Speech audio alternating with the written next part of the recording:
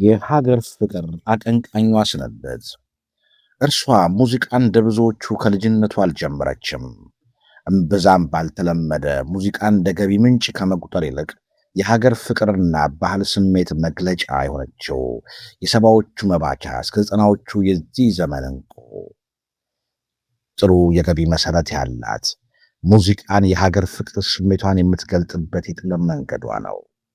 የብዙዎች የሰባዎቹ የሰማንያዎቹ የዘጠናዎቹ የልጅነት ትዝታ ወስዋሽ ሙዚቃን በሞገስ ስታቀነቅን ስለ ኢትዮጵያ ስትዘፍን በድምፅ ቃኗ በኩል የሀገር ፍቅርን አጽንታ ስሜቱን የምታጋባዋ ተወዳጇ ድምፃዊት ራሔል ዮሐንስ በሞት ተለይታናለች። ጤና ይስጥልን። ይህ መሴቱ ላይ ነው። በዛሬው መሰናዷችን ተወዳጇን የሀገር ፍቅርና የባህል ሙዚቃ አቀንቃኟ ልናስባት ወደናል። ለደቂቃዎች አብራችሁን ዝለቁ።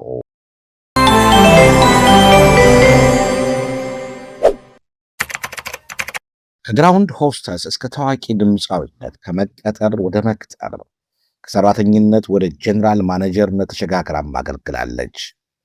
ራስ ሆቴል፣ ጊዮን ሆቴል፣ አርጀንቲና፣ ታንዛኒያና ፊሊፒንስ ኤምባሲ፣ ሸበሌ ሆቴል፣ ሂልተን ሆቴል፣ ፎርሺፕ ትራቨል፣ በግሏም ሆቴል ከፍታ ሰርታለች።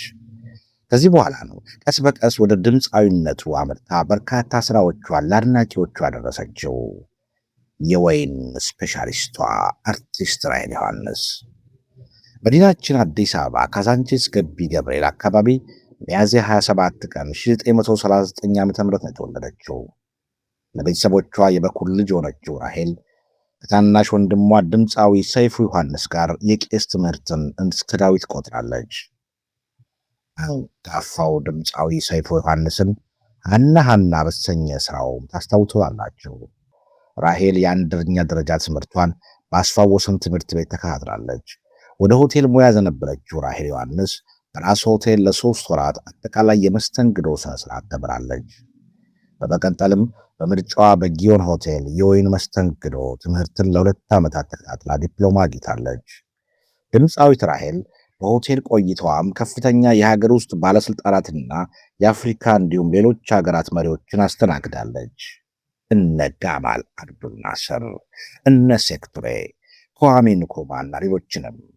ገና በልጅነቷ ሆስተስ ወይም የበር አስተናጋጅ የመሆን ህልም የነበራት በኋላ ግን ግራውንድ ሆስተስ ወይም የሆቴል አስተናጋጅ የሆነችው ራሔል ዮሐንስ በሆቴሎቹ ባገለገለችባቸው ጊዜያት ውስጥ ከ80 እስከ 200 ብር ይከፈላት ነበረ።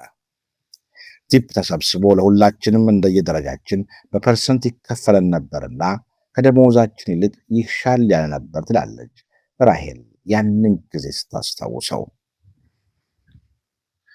አንድ ቀን ድምፃዊ ከተማ መኮንንና ሌሎች አንጋፋ ሰዎች በቤቷ ተገኝተው ምግብ ከተመገቡ በኋላ በጋሽ ከተማ አጋፋሪነት ጨዋታው ደራ። እሱ ማሲንቆ ሲጫወት እሷም ማንጎራጎሯን ቀጠለች።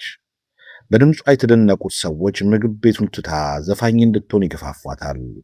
በዚህ አጋጣሚ ወደ ድምፃዊነት ሙያ ገባች። ከዚያም ከጥቂት ዓመታት በኋላ በሰባዎቹ በተለይም ደግሞ በ1973 እና 74 ዓ.ም የመጀመሪያ ስራዋን አንቺ ባለድሪ የተሰኘ አልበም ከሻምበል በላይነህ ጋር አወጣች። በወቅቱም ለዚህ ስራ አምባሰል ሙዚቃ ቤት 10 ሺህ ብር ከፍሏታል። በዚህ ካሴት ውስጥ በግጥም ይልማ ገብረአብና በዜማ አበበ መለስ ተሳትፈዋል። በ1983 ዓ.ም ከታዋቂዎቹ የሀገር ባህል ተጫዋቾች ከባህሩ ቀኝና ከይርጋ ዱባለ ጋር የሰራቻቸው ዘፈኖችም በህዝብ ዘንድ እጅግ ተወዳጅ ናቸው። አራዳ፣ ትዝታ፣ ሚኒሊክና ሀገሬ ኢትዮጵያ ያሉት ደግሞ በግሏ ከሰራቻቸው ተወዳጅ ዜማዎች መካከል ይጠቀሳሉ። አርቲስት ራሔል ዮሐንስ ሙዚቃ እስካቆመችበት ጊዜ ድረስ ወደ 13 የሚጠጉ አልበሞችን ሰርታለች። ነገራችን ላይ ድምፃዊት ራሔል ዮሐንስ ከዘፋኝነቷ ባሻገር የዜማ ደራሲም ጭምር ናት። ላብነትም ሚኒሊክ፣ ጀግናው ሰራዊት፣ እንደ ኢየሩሳሌም፣ በተለይ ደግሞ ያስናቀች ወርቁን በድጋሚ በራሷ ዜማ የሰራችውና ሌሎችንም ዜማ ደርሳለች። የመጨረሻ ስራዋ ዘናበል የሚል አልበሟ ሲሆን በያሬድ ተፈራ የተቀናበረ አልበም ነበረ። በአንድ ወቅት እንዲህ ተብሎም ተገጥሞላት ነበረ። አዝማሪ ይሏታል ራሔል ሆዴን፣ አዝማሪ ይሏታል ጭንቄ ራሔልን ልጆች ለማሳደግ ያደረገችው ተብሎ ተዚሞላታል። ራሔል ስለ ውዲቱ ሀገራችን ኢትዮጵያ አብዝታ ተቀኝታለች። ኢትዮጵያን ከምትጠራበት ቅላጼ እስከ ለወገን ምኞቷ ጥሩም በሆነ መልኩ በደርባባ ገጽታ ስታንቆረቁረው ምነው መመኘቱ ዛሬ በሆነ በሚል ትናንትን ያስናፍቃል። የሀገር ፍቅሯን በሙዚቃ ስትገልጽ እንዲህ ትቀኘዋለች።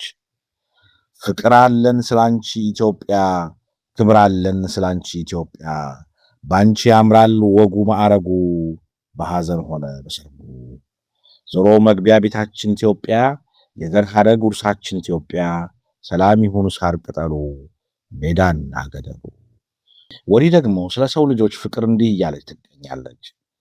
የሰው ልጅ በፍቅር እንዲኖር ተስማምቶ፣ ዙሪያሽ ጥጋብ ይሁን ገበታሽም ሞልቶ፣ በሰላም በፍቅር ተቻችሎ ኗሪ፣ ልጅ እናት አባቱን ጧሪና ቀባሪ፣ አምላክም ባርኮ ነው ጥንትም የፈጠረሽ፣ የቅዱሳን ጸሎት ሁሌም አይለይሽ በማለት ኢትዮጵያን በትውልዷ ልብ ውስጥ እንድትታተም የበኩሏን ትወጣለች። ዛሬ ኢትዮጵያ በውብ ለዛዋ የተቀኘችላት ራሔል ከ80 ዓመቷ በሥጋ ነፍስ ተተይታለች። ስለ ኢትዮጵያ የሀገር ፍቅር አጽንታ ስሜቷን የምታጋባዋ ተወዳጅ ድምፃዊት ራሔል ዮሐንስ በሞት ብትለየንም በሥራዎቿ ከትውልድ ትውልድ የምትታወስበትን ሥራ ትታልፋለች። ራሔል የሁለት ወንድና የአራት ሴት ልጆች እናት ነበረች። የአራት የልጅ ልጆች እንዲሁም የአምስት የልጅ ልጅ ልጆችን የመሳም ታላቅ ጸጋን አግኝታለች። ራሔል ባለፉት ዓመታት ላይ ሙሉ በሙሉ ከዓለማዊ ሙዚቃ በመራቅ ሕይወቷን ሙሉ በሙሉ ለመንፈሳዊ አገልግሎትና ለምስጋና መዝሙሮች ሰጥታ እንደነበረ ይታወሳል። በ80 ዓመቷ ከዚህ ዓለም በሞት የተለየችው ራሔል ሥርዓተ ቀብር ዛሬ ሰኔ 29 2018 ዓ.ም በአዲስ አበባ ሀገረ ስብከት ደብረ ምሕረት ሰዓይተ ምሕረት ቅድስት ማርያምና ቅድስት ክርስቶስ ሰምራ ካቴድራል ከቀኑ በ8 ሰዓት ተፈጽሟል። ለታላቋ ድምፃዊት ራሔል ቤተሰቦች፣ ለአድናቂዎቿና ለመላው የጥበብ ወዳጆች በሙሉ ፈጣሪ መጽናናትን እንዲሰጥልን እንመኛለን። መሴቱ ቱዴይም የተሰማውን ጥልቅ ሐዘንን ይገልጻል። ጤና ይስጥልን። ነፍስ ይማር።